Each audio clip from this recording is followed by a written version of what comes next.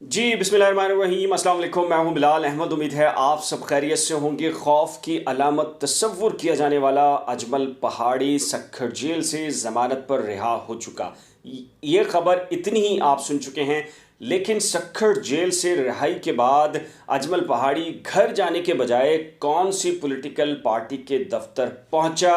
या पहुंचाया गया, कौन सी पॉलिटिकल पार्टी में वो बाकायदा शमूलियत अख्तियार कर चुका है या नहीं की, आज का अजमल पहाड़ी और माजी के अजमल पहाड़ी में क्या फ़र्क है, बदलाव आया है या नहीं। सैयद मुस्तफ़ा कमाल, जिनसे मुतल्लिक कुछ लोग ये कहते हैं कि वो महाजरों के गद्दार हैं, क्या सैयद मुस्तफ़ा कमाल वाकई महाजरों के गद्दार हैं या उन्होंने महाजरों के हज़ारों ख़ानदान पर एहसान किया है? क्या मुस्तफ़ा कमाल महाजरों के मोहसिन हैं? तारीख़ सैयद मुस्तफ़ा कमाल को क्या लिखेगी, मोहसिन या गद्दार? अजमल पहाड़ी के केस की अंदरूनी कहानी क्या है, जेल की रिहाई, पार्टी में शमूलियत और बहुत सारे मामलात ऐसे जिनके बारे में अब तक आपको कहीं मालूमात नहीं मिलेगी। एक्सक्लूसिव किस्म की मालूमात आज का ये जो व्लॉग है इसमें आपको देने जा रहा हूँ। दिलचस्प भी होगा, हक़ाइक़ भी हैं और आपको बहुत सारी मालूमात भी मिलेंगी। दो रिक्वेस्ट हैं आपसे कि एक तो इस व्लॉग को मुकम्मल देखिएगा ताकि आपको हक़ाइक़ बहुत अच्छे तरीके से हक़ाइक़ मालूम हो सकें, और दूसरी रिक्वेस्ट ये है कि अगर आपने मेरे यूट्यूब चैनल को अभी तक सब्सक्राइब नहीं किया तो बराए करम सब्सक्राइब, वीडियो को शेयर, लाइक और बेल आइकन को लाजिम प्रेस करना है आपने, क्योंकि जैसी कोई नई वीडियो या व्लॉग अपलोड होगा तो नोटिफिकेशन के ज़रिए आपको मिल जाएगा और आपको मेरी वीडियो सर्च करना नहीं पड़ेगी। तो अजमल पहाड़ी की जो रिहाई हुई सक्खर जेल से, ड्रामाई अंदाज हुआ उसके बाद, उस पर आने से पहले एक छोटी सी मैं आपको एक वाक़या बताता हूँ जिससे आपको अंदाज़ा होगा कि अजमल पहाड़ी बज़ाहिर एक जिस पे 100 केसेस हैं, लेकिन वो कितनी हाई प्रोफाइल फिगर था, उसकी शख्सियत थी। इसकी एक मिसाल मैं आपको छोटी सी देता हूँ कि इफ्तिखार मोहम्मद चौधरी जैसे ही रिस्टोर हुए और वो चीफ जस्टिस बहाल हुए तो उसके बाद उन्होंने कराची बेअमनी का नोटिस लिया और उसके ऊपर फिर समाअत चलती रही, फिर उस पर जजमेंट भी आ गया, उसकी इम्प्लीमेंटेशन चल रही थी। तो जो इफ्तिखार मोहम्मद चौधरी थे वो बेसिकली बुनियादी तौर पर पॉलिटिकल पार्टीज़ की जानिब से आर्गूमेंट्स में फ़रीक़ैन की जानिब से ये कहा जा रहा था कि जो कराची है उसको बचा लिया जाए, वरना कराची जो है वो हाथ से निकल जाएगा। और उसकी वजह ये बताई गई कि कराची अब मैनेजेबल नहीं रहा और कराची में जो सियासत है वो अमली तौर पर गैंग्स की सूरत में हो रही है, अस्करी विंग्स की सूरत में हो रही है, और कोई एक पॉलिटिकल पार्टी नहीं बल्कि बहुत सारी पॉलिटिकल पार्टीज़ कर रही हैं। इस पर चीफ जस्टिस इफ्तिखार मोहम्मद चौधरी, जो कि उस वक्त चीफ जस्टिस थे, उन्होंने एक हसास इदारे के डीजी को बराह रास्त नोटिस जारी करते हुए उन्हें ये कहा कि वो अदालत को बताएं कि हक़ाइक़ क्या हैं, वाकई जो पॉलिटिकल जो एक्टिविटीज़ हैं वो कवर हो चुकी हैं क्रिमिनल एक्टिविटीज़ से, और जो गैंग्स हैं और माफियाज चला रहे हैं कराची को।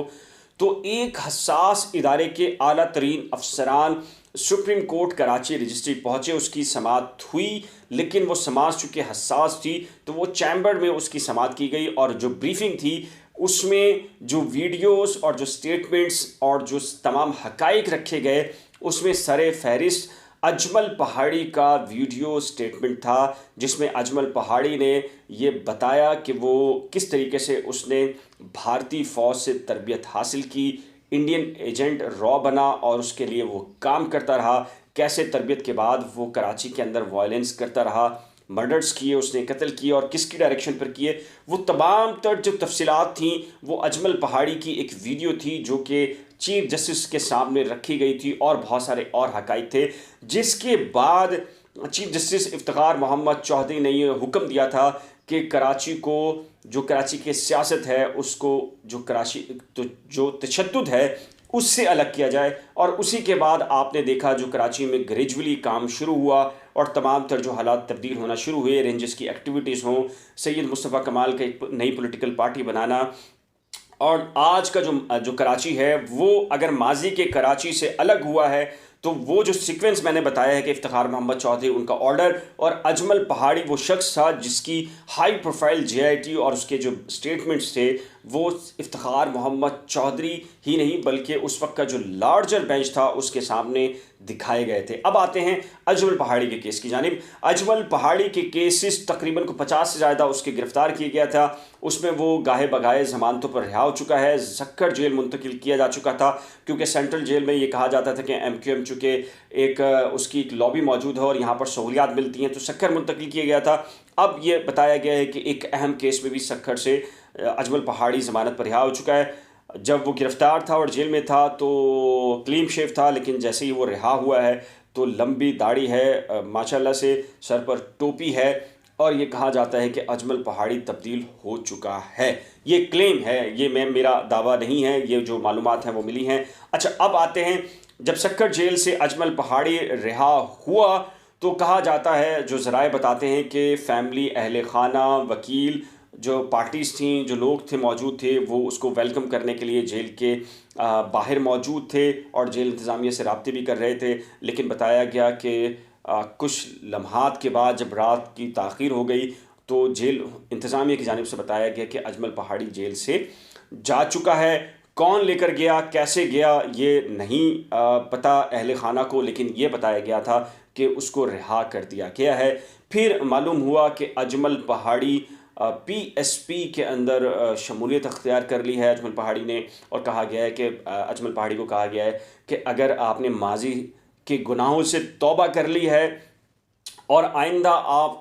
किसी भी किस्म की एक्टिविटीज़ में शामिल नहीं होंगे तो आप PSP में शामिल हो जाएं और यहाँ पर आपको कुछ नहीं कहा जाएगा, लेकिन बशर्त ये है कि आप माजी की एक्टिविटीज़ को भूल जाएंगे, जो माजी में जो कुछ कर चुके वो आप नहीं करेंगे। तो उसके बाद बताया जाता है कि फ़ैमिली ने फिर उसके बाद फ़ैमिली से मुलाकात भी हो गई, अहले खाना में जा चुका है और अपने घर पर पुरअमन ज़िंदगी जिस तरीके से होती है वो गुजार रहा है। यहाँ पर सैयद मुस्तफ़ा कमाल का ज़िक्र ना किया जाना मेरे ख़्याल से बहुत बड़ी ज़्यादती होगी। बहुत सारे लोग ये कहते हैं कि सैयद मुस्तफ़ा कमाल ने महाजरों से, बानी MQM से गद्दारी की जो कॉज था उससे नुकसान पहुँचाया, लेकिन मैं आपके सामने एक कुछ हक़ाइक़ ऐसे रखता हूँ जिसको जानना आपके लिए बहुत ज़रूरी है।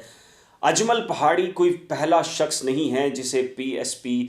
में दिया गया है या कवर दिया गया है, जिसे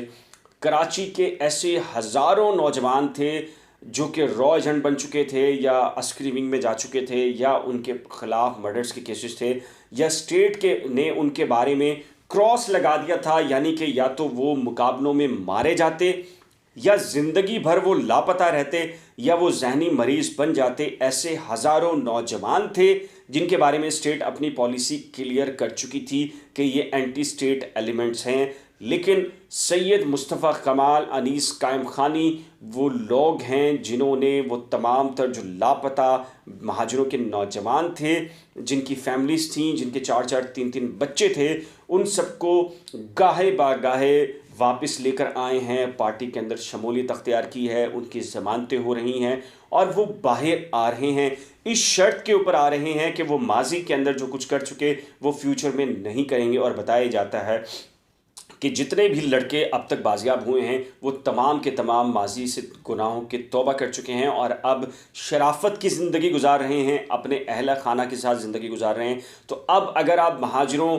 के जो हज़ारों ख़ानदान हैं या घर हैं जिन पर मुस्तफ़ा कमाल ने एहसान किया कि उनके वाहिद जो कफ़ील थे घर चलाने वाले, जो लापता थे, बरसों से थे, ये जिनके बारे में स्टेट ये कह चुकी थी कि अब वो ज़िंदा नहीं रखे जा सकते या उन्हें इजाज़त नहीं है कि वो माशरे में दोबारा जाएं। मुकदमात में उनको फांसी हो सकती थी, सज़ाएँ मौत हो सकती थी, उम्र कैद हो सकती थी। तो वो तमाम के तमाम गाहे बगाए अब PSP के ज़रिए वो बाहर आ रहे हैं। तो क्या अब आप ये तसव्वुर करते हैं कि सैयद मुस्तफ़ा कमाल ने महाजरों से गद्दारी की या वो हज़ारों नौजवान, हज़ारों ख़ानदान जिनके वाहिद ख़ुद कफ़ील यानी कि जो कमाने वाले थे वो बाहर आए हैं, अपने बच्चों की कफ़ालत कर रहे हैं, माशरे के अंदर वो दोबारा से अच्छी ज़िंदगी गुजारने की कोशिश कर रहे हैं। अब फ़ैसला आप कीजिए कि सैयद मुस्तफ़ा कमाल ने गद्दारी की या वो वाकई हज़ारों ख़ानदानों और महाजिर कौम के मौसिन हैं। तारीख़ क्या लिखेगी और आप क्या कहते हैं?